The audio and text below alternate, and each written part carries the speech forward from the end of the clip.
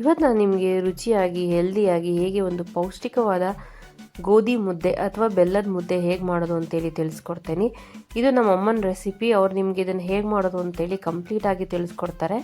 ಇದಕ್ಕೆ ತುಪ್ಪ ಹಾಕ್ಕೊಂಡು ತಿಂದ್ರಂತೂ ಬಹಳ ರುಚಿಯಾಗಿರುತ್ತೆ. ನೀವು ಟ್ರೈ ಮಾಡಿ, ಕಂಪ್ಲೀಟ್ ರೆಸಿಪಿನ ನೀಟಾಗಿ ನೋಡಿಕೊಂಡು ನೀವು ಕೂಡ ಟ್ರೈ ಮಾಡಿ. ಹೇಗಿತ್ತಂತೇಳಿ ನನಗೆ ಕಮೆಂಟ್ ಸೆಕ್ಷನಲ್ಲಿ ತಿಳಿಸಿ. Welcome back to my YouTube channel. ಇವತ್ತು ನಾನು ನಿಮಗೆ ನಮ್ಮಮ್ಮ ಹೇಗೆ ತುಂಬ ವರ್ಷಗಳಿಂದ ಮಾಡ್ತಿರೋವಂಥ ಸಜ್ಜಿಗೆನ ಗೋಧಿ ಸಜ್ಜಿಗೆ.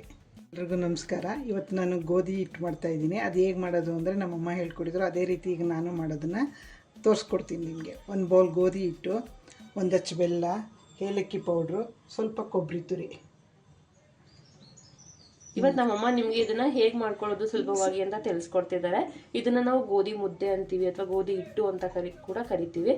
ಬನ್ನಿ ಇದನ್ನ ಸುಲಭವಾಗಿ ತೋರಿಸ್ಕೊಡ್ತಾರೆ ನಿಮಗೆ. ಮೊದಲಿಗೆ ಒಂದು ಲೋಟ ನೀರು ತಗೋಬೇಕು, ದೊಡ್ಡ ಲೋಟದಲ್ಲಿ.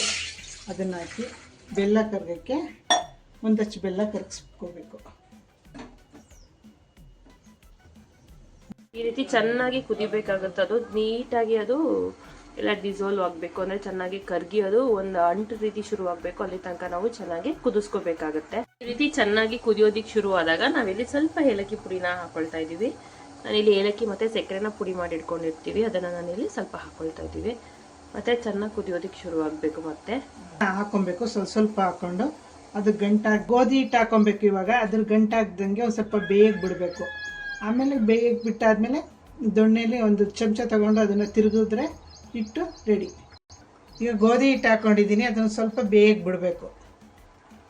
ಗೋಧಿ ಹಿಟ್ಟು ಹಾಕಿದ್ದೀನಿ. ಇವಾಗ ಅದು ಸ್ವಲ್ಪ ಹೊತ್ತು ಬೇಯಕ್ಕೆ ಬಿಟ್ಟು ಆಮೇಲೆ ಒಂದು ಚಮಚ ಸಹಾಯದಿಂದ ತಿರುಗ್ಕೋಬೇಕು.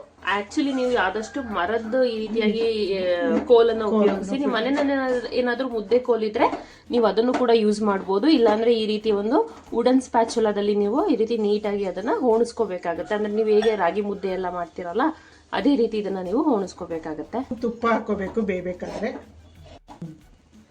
ಇವಾಗ ಇದು ಇದರ ಓಣಿಸ್ಕೊಳ್ಬೇಕಾದ್ರೆ ನಾವು 1 ಸ್ಪೂನು ತುಪ್ಪನ ಹಾಕೋಬೇಕಾಗತ್ತೆ ಈ ರೀತಿ. ಸೊ ಅದರಿಂದ ಏನಾಗುತ್ತೆ ಅಂದ್ರೆ ಅದನ್ನ ನಾವು ಈಸಿಯಾಗಿ ಓಣಿಸ್ಕೋಬಹುದು. ಆಮೇಲೆ ಕೊಬ್ಬರಿ ತುರಿ ಹಾಕಬೇಕು. ನಾವಿಲ್ಲಿ ತುರಿದಿಟ್ಕೊಂಡಿರುವಂತ ಕೊಬ್ಬರಿ ತುರಿಯನ್ನ ಕೂಡ ಆಡ್ ಮಾಡ್ಕೊಳ್ತಾ ಇದೀವಿ. ಇವಾಗ ಇದನ್ನ ಚೆನ್ನಾಗಿ ಈ ರೀತಿಯಾಗಿ ನಾವು ಓಣಿಸ್ಕೋಬೇಕಾಗತ್ತೆ. ಇದಂತೂ ಆಲ್ಮೋಸ್ಟ್ ಎಲ್ಲರಿಗೂ ತುಂಬಾ ಇಷ್ಟವಾದ ರೆಸಿಪಿ ಅಂತಾನೆ ಹೇಳ್ಬೋದು. ತುಂಬಾ ರುಚಿಯಾಗಿರುತ್ತೆ. ಈ ಮಂಡ್ಯ ಮೈಸೂರು ಸೈಡ್ ಇದನ್ನ ರೆಗ್ಯುಲರ್ ಆಗಿ ಮಾಡ್ಕೋತಾರೆ.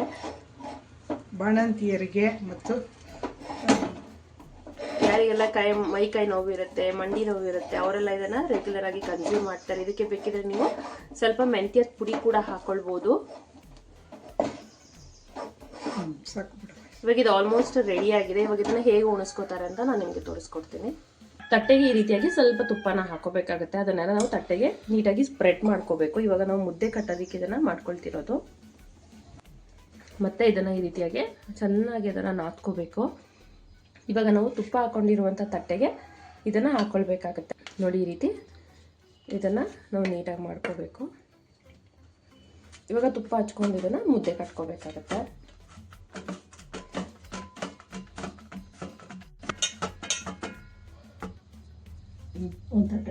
ಇವಾಗ ರೆಡಿ ಆಗಿದೆ ನೋಡಿ. ಈ ರೀತಿ ಒಂದು ಹೋಲ್ ಮಾಡ್ಕೊಂಡು ಇದ್ರ ಮಧ್ಯೆ ನಾವು ತುಪ್ಪ ಹಾಕೋಬೇಕಾಗತ್ತೆ.